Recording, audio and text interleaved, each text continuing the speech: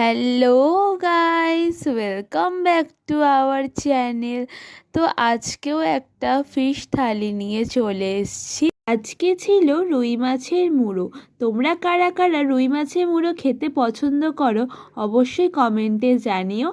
আমরাও পছন্দ করি, কিন্তু এখন আর খাওয়া হয় না। ছোটোবেলায় আমি দিদি একসাথে বসে খেতাম মুড়ো। খুব অনেক কাটা থাকে, বেছে বেছে খেতে হয়, এত সময় আমাদের কাছে নেই, তাই এখন আর খাওয়া হয় না। এখন আনলেই বাবাই খায়। আর আমাদের থালি ডিম ছাড়া অসম্পূর্ণ, তাই আজকেও ছিল হচ্ছে ডিম।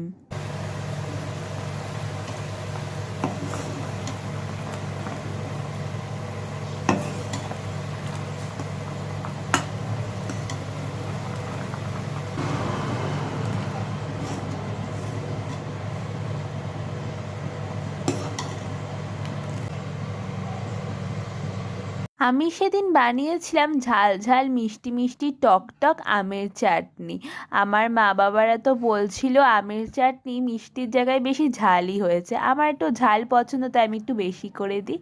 তো থালিতে কী কী ছিল তোমাদের সাথে শেয়ার করা যাক। প্রথমেই ছিল হচ্ছে ভাত আর মাছের তেলের তরকারি, মাছ, ডিম আর আমের চাটনি, আর ডালও ছিল। আর ওই পাশে যে সবুজ সবুজটা দেখছো, ওটা পটলের খোসা বাটা। খেতে খুবই ভালো হয়েছিল। Thanks for watching.